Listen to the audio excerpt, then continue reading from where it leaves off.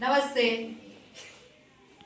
પ્રજ્ઞા જાવિયા, પ્રજ્ઞા ભાલોડિયા. આપણે જાદુઈ ચોરસ 4x4 4x4 નો જાદુઈ ચોરસ આપણે કરવાનો છે.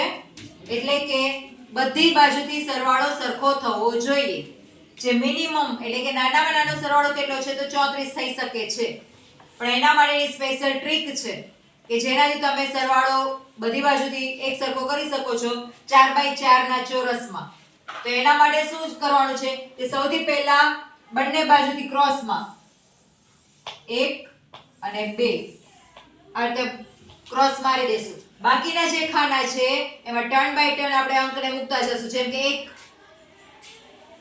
જગ્યા નથી, 2 3 4 5 6 7 8 9 10 11 12 13 14 15 16.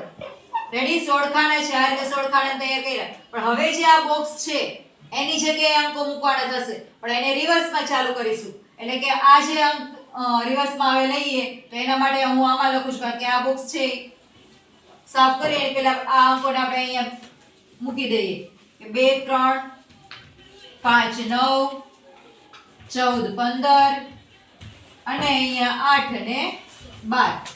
ઓકે. હવે ફરી પાછું 1 થી ચાલુ કરીશું, પણ રિવર્સમાં, એટલે કે અહીંથી ચાલુ કરીશું.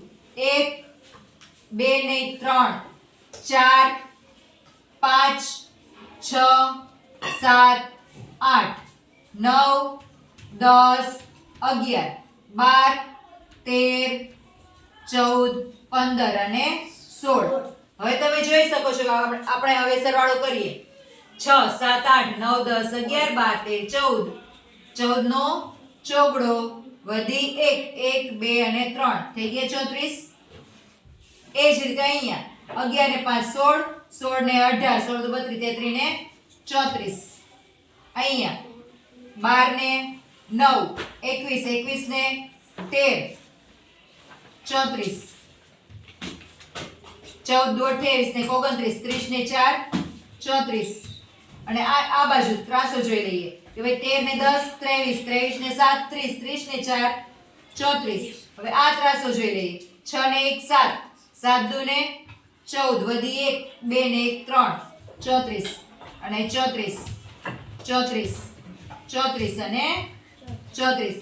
આ રીતે આપણે 4x4 નો ચોરસ કરી શકીએ. બીજી એક વાત કે સૌથી નાનામાં નાનો દરેક હારનો સરવાળો 34 થશે. હવે એનાથી મોટો કેટલો સરવાળો આવશે તો 34 માં 4 ઉમેરીએ એટલે 38 નો તમે કરી શકો છો. 38 માં 4 ઉમેરીએ એટલે કે 42 નો તમે કરી શકો છો.